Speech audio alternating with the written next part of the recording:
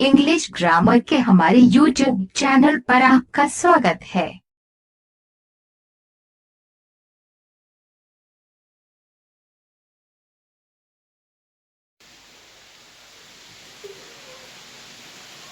Hello friends, in this video we are going to talk about the use of conjunctions. कौन से conjunction का हम किस अर्थ में जो है उसका यूज करते हैं इसके बारे में हम बात करेंगे।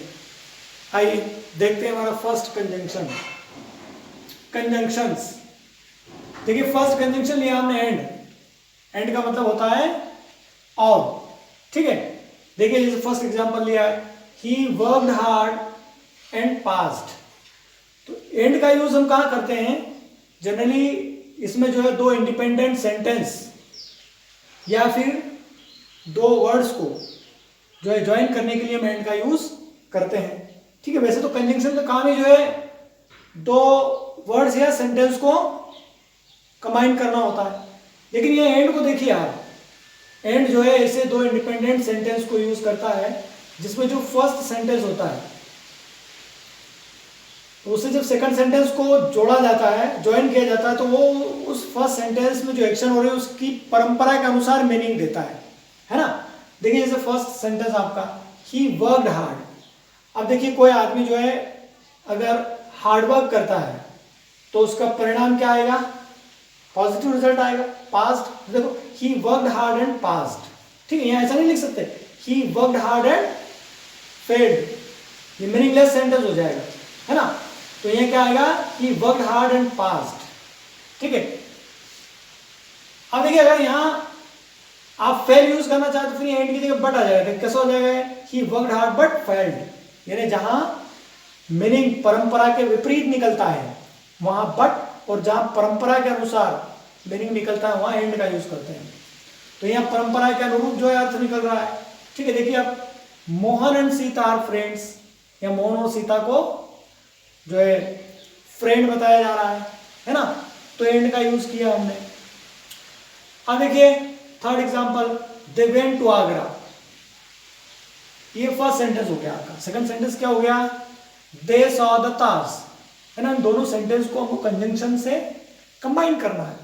तो देखिए यहां दे वेंट टू आगरा, जब आगरा गए तो स्वाभाविक है कि वो ताजमहल उन्होंने देखा होगा, है ना। तो they went Agra and saw the Taj, है ना, ये हो गया। अब देखिए fourth example, Ram bought a pen and I bought a pencil, है ना। दो अलग अलग चीजें जो है वो परचेस की जा रही है, दो लोगों के द्वारा दो काम किया जा रहा है, तो इसको हम एंड से कनेक्ट कर सकते हैं, ठीक है। अब देखिए इसके बाद fifth example, I shall stay at home and watch TV, है ना। अब इसमें क्या होगा? घर पर ठहरेंगे, तो घर पर ठहरने का मतलब ये हुआ कि टीवी देखेंगे, है ना। तो I shall stay at home and watch TV, ये हो गया।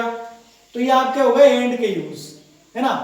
अब देखिए बट का मतलब होता है किंतु, लेकिन इसमें ऐसा होता है कि फर्स्ट सेंटेंस में जो एक्शन हो रही है सेकंड सेंटेंस में उस एक्शन के विपरीत अर्थ या मीनिंग देने वाली बात होती है। देखो जैसे he worked hard but failed, देखो यहाँ क्या लिखा था हमने? He worked hard and past, है ना। अगर पास है तो एंड, और अगर फेल है तो बट, क्योंकि परंपरा के विपरीत मीनिंग निकल रहा है। जब किसी ने हार्ड वर्क किया तो इसका मतलब उसको पास होना चाहिए, लेकिन फेल हो गया, तो हमने यहाँ बट का यूज कर दिया।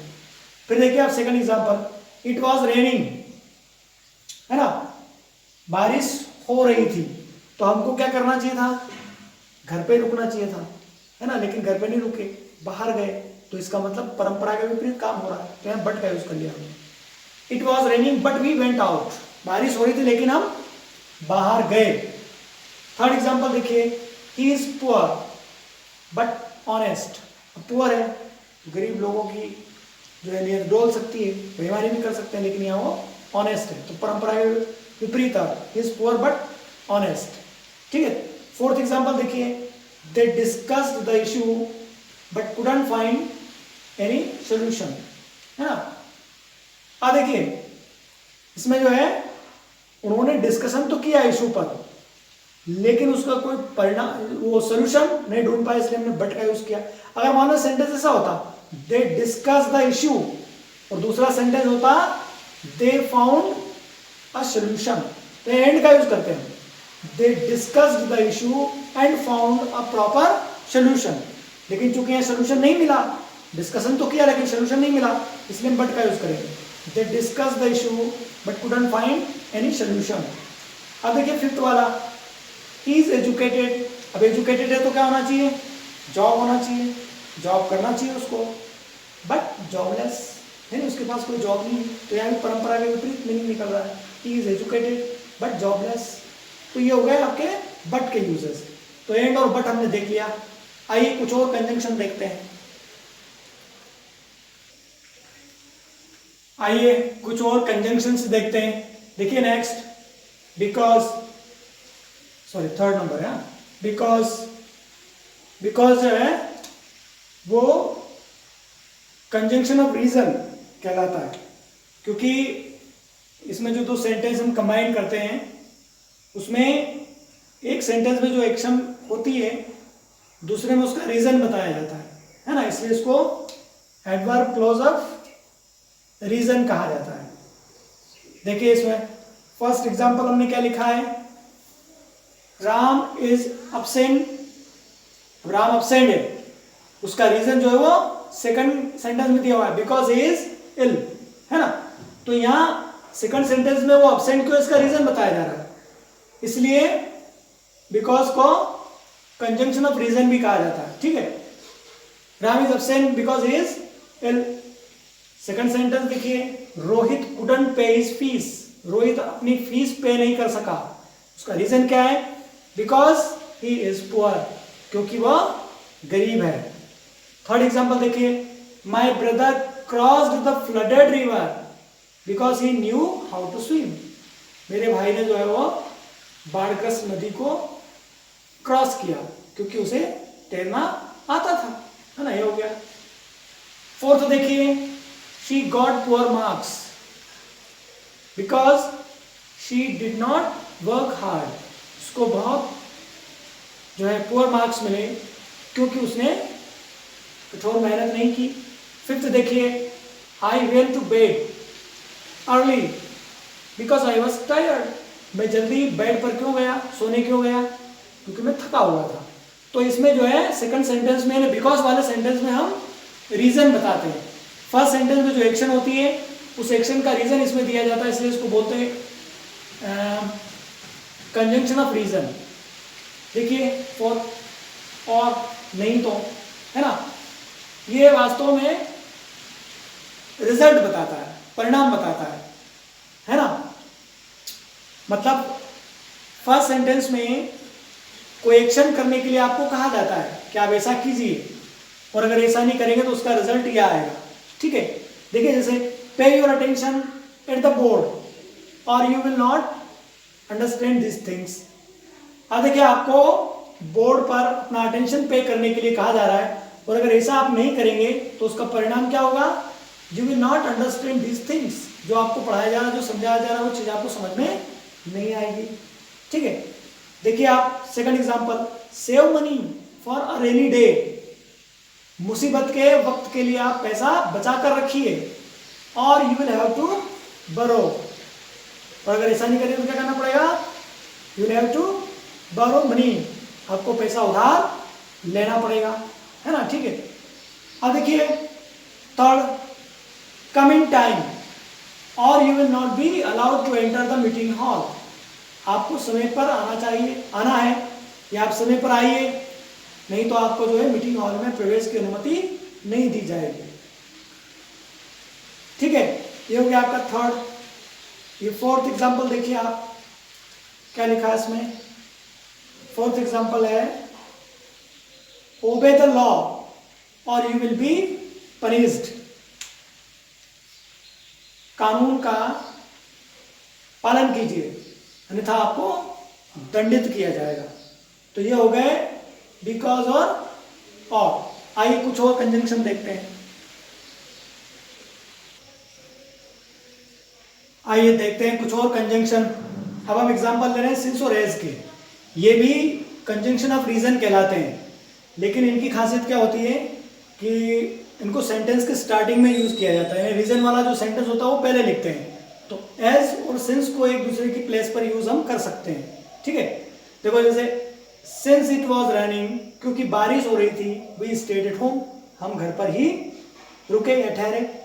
ठीक है, यहाँ सिंस की जगह एज का यूज भी किया जा सकता है, दोनों के यूज में कोई डिफरेंस नहीं है। As it was raining we stayed at home, है ना। देखिए since the place was new for them, क्योंकि जगह जो है वो उनके लिए नई थी, दे हायर्ड अ गाइड, उन्होंने एक गाइड जो है वो हायर किया। थर्ड एग्जांपल देखिए, since my mother was ill I cooked food, क्योंकि मेरी माँ जो है बीमार थी, मैंने खुद खाना बनाया।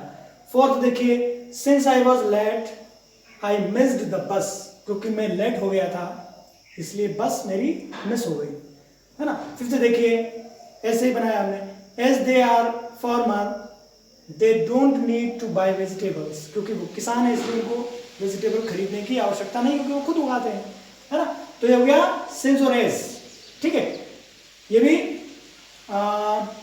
कंजंक्शन ऑफ रीजन क्योंकि की तरह है, लेकिन क्योंकि का हम सेंटेंस के बीच में, दोनों सेंटेंस के बीच में यूज करते हैं, ये सेंटेंस के स्टार्टिंग में आ जाते हैं, रीजन वाला सेंटेंस पहले आता है। ठीक है, और बिकॉज वाले सेंटेंस में रीजन वाला सेंटेंस बाद में आता है, इसलिए वो बीच में यूज होता है। अब देखिए सिंस का एक और यूज है से के अर्थ में, यानी जो आपके तीनों परफेक्ट कंटिन्यूअस टेंसेस होते हैं उनमें स्टार्टिंग पॉइंट के लिए एक्शन कब स्टार्ट हुई उसके लिए हम सिंस का यूज करते हैं। देखिए यहाँ, they have been living here since 1998, ये 1998 जो स्टार्टिंग पॉइंट है, उन्होंने रहना शुरू किया था। ठीक है, यहाँ स्टार्टिंग पॉइंट दिया हुआ है इसलिए हमने सिंस का यूज किया। फिर देखिए, he has been swimming in the pool since 8 o'clock, इसका मतलब वो 8 बजे से जो है पुल में स्विमिंग कर रहा है ना, ये हो गया। फिर थर्ड देखिए, the teacher had been teaching you grammar since Monday, teacher जो है वो मंडे से आपको ग्रामर पढ़ा रहा था, अब पढ़ाना बंद कर दिया है। ठीक है, फोर्थ देखिए, the children have been playing since the morning, बच्चे जो है वो सुबह से खेल रहे हैं। तो से के अर्थ में इन तीनों परफेक्ट कंटिन्यूअस टेंसेस में हम स्टार्टिंग पॉइंट के लिए एक्शन कब स्टार्ट हो उसके लिए सिंस का यूज करते हैं, और पीरियड के लिए फॉर का यूज किया जाता है। अलग से सिंस और फॉर का यूज कहाँ और कैसे करेंगे इसके लिए अलग से वीडियो डाल रखा हो, देख लेना, समझ में आ जाएगा। टेंसेस के आसपास कहीं जो है वो मैंने एक वीडियो डाला है, सिंस का यूज कब करेंगे, फॉर का कब करेंगे, तो उसको देख लेना तो क्लियर हो जाएगा। तो ये हो गया सिंस का एक स्पेशल यूज। ठीक है, तो सिंस और एज हो गए। आइए कुछ और कंजंक्शन देखते हैं। आइए अब देखते हैं हम देन। देन का यूज हम जो है कंपैरिजन में करते हैं। ठीक है, एडजेक्टिव की जो कंपैरेटिव डिग्री होती है उसमें देन का यूज किया जाता है। जैसे gold is costlier then silver, gold जो है वो सिल्वर से ज्यादा महंगा है। फिर देखिए, Ram is taller than Rohit, Ram जो है वो रोहित से ज्यादा लंबा है। ठीक है, देखिए जैसे Indore is bigger than any other city of MP, Indore जो है एमपी के किसी दूसरे शहर से बड़ा है ना। तो ये देखिए fourth, this room is more spacious than that room, ये रूम जो है उस रूम से ज्यादा लंबा चौड़ा है। ठीक है, he speaks better than he writes, वह लिखने की बजाय बोलता अच्छा है। तो ये कंपैरिजन में हम देन का यूज कर रहे हैं, कंपेयर किया जा रहा है दो एक्शन का, है ना, दो चीजों का, दो क्वालिटी, दो गुणों का। ठीक है, तो कंपैरिजन में देन का यूज करते हैं। अब देखिए ऐसे ऐसे भी हम कंपैरिजन कर सकते हैं, ये भी कंजंक्शन है। देखिए देखिए first example, Mohan is not as tall as I am, है ना, मतलब मोहन उतना लंबा नहीं जितना मैं। Sunil is sorry, Sunil is as handsome as Sohan, sorry, तो सुनील जो है उतना ही सुंदर है जितना सोहन। थर्ड देखिए, Rakesh is as lazy as his brother, Rakesh उतना ही आलसी है जितना उसका भाई। Dewas is as clean as Delhi, Dewas उतना ही स्वच्छ है जितना Delhi. I am as honest as my father, मैं उतना ही ईमानदार हूँ जितने मेरे फादर। तो ये आपका देन और एस के यूज हमने समझ लिए। चूंकि वीडियो काफ़ी लंबा हो जाएगा, इसलिए बाकी के जो कंजंक्शंस बचते हैं उनका नेक्स्ट वीडियो में हम बात करेंगे उनकी। Okay, thank you.